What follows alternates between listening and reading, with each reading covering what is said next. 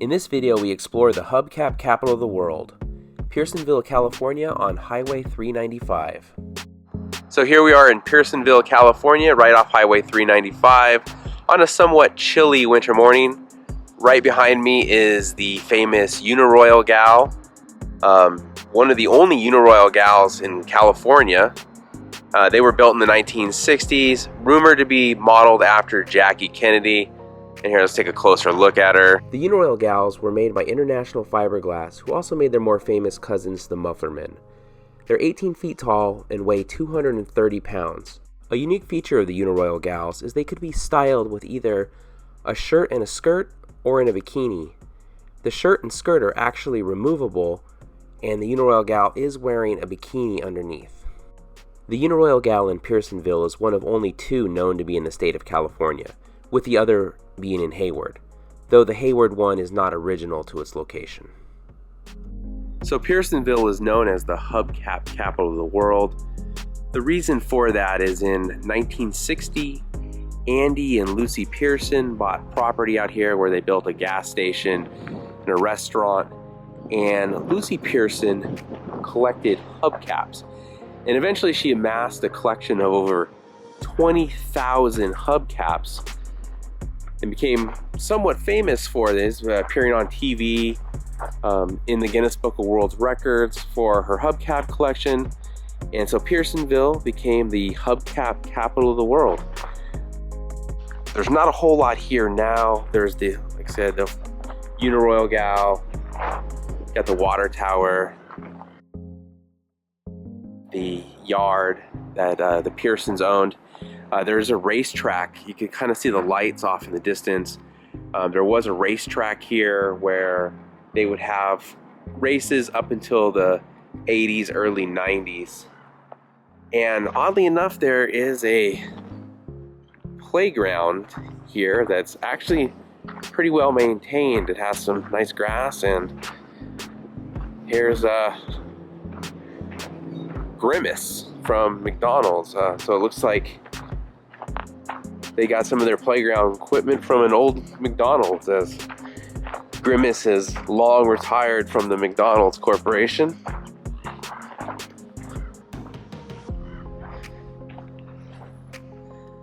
So here's a Grimmace out here. It's, I mean, the things you find, I mean, this is a town, the sign listed as a population of 17, and there's a fairly nice playground here.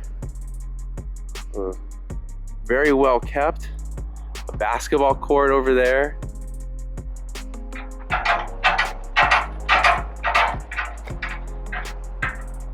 Do you know who that is?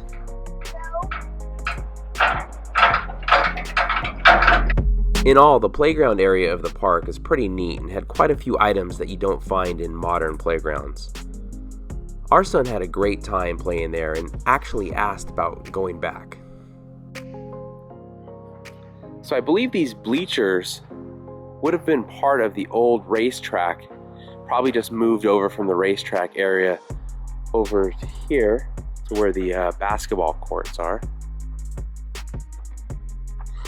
And who knows when the last time anyone has played basketball on these courts, but right over here beyond the basketball court is a marker for Andy Pearson, the founder of Pearsonville.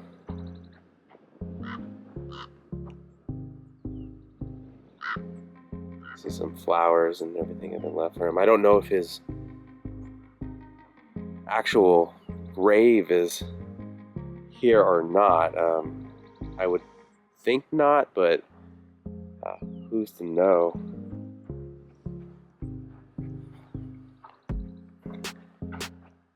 And we have some picnic tables, horseshoes. There's some wrecked cars out here. And it looks like over here there's another marker with a cross. And I don't know if you can make it out on the camera, but real faint, it says Val de Platte. on there, 1924 to 2006. In addition to the park, the remains of the racetrack, the Uniroyal Gal, and the wrecking yard, the Pearsons' original buildings for their gas station, cafe, and trading post still stand.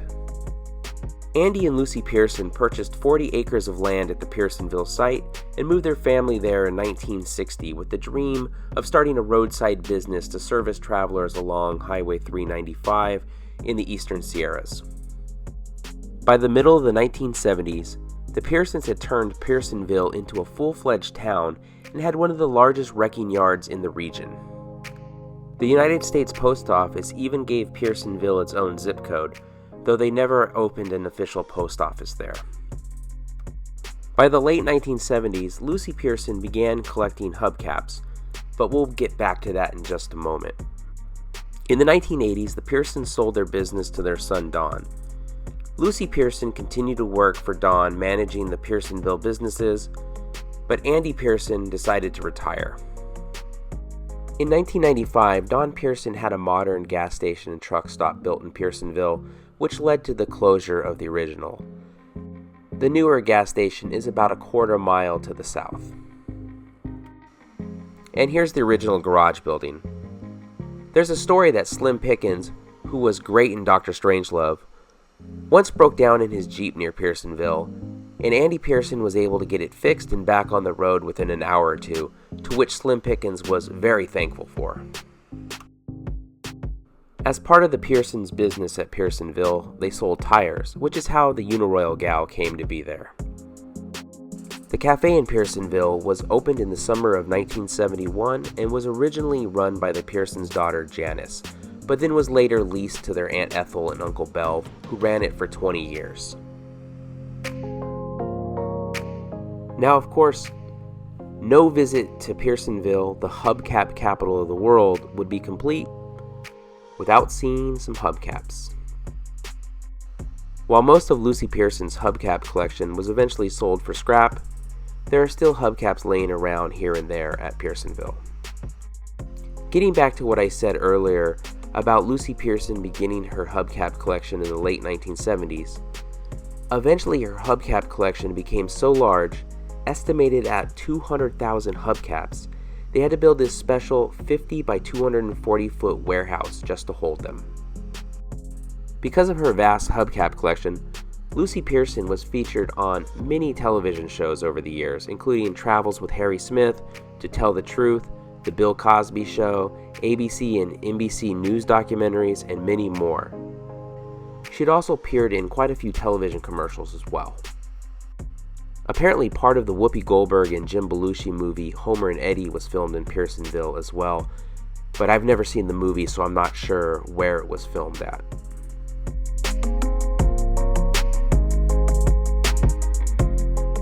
Now, taking a look into the wrecking yard to get a better look at the old racetrack, you can see there are quite a few old cars just sitting around. Most look like they date from the 1970s or earlier.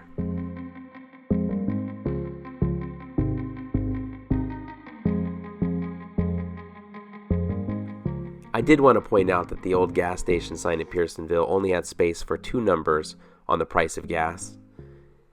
Boy, how I wish those were today's prices. But you quickly come back to reality at Pearsonville's modern gas station. In addition to the gas station, which has a subway and a gift shop, the only other thing of note in Pearsonville is on the western side of Highway 395, and that's the Golden Cactus Ghost Town. Though it was closed on our visit, and actually it's been closed the last 3 or 4 times we've driven through Pearsonville, so I'm not sure what its status is. So that's our look at Pearsonville, California, an interesting place to stop on Highway 395. Thank you so much for watching this video. If you enjoyed it, please give it a thumbs up, consider subscribing, and we'll see you next time.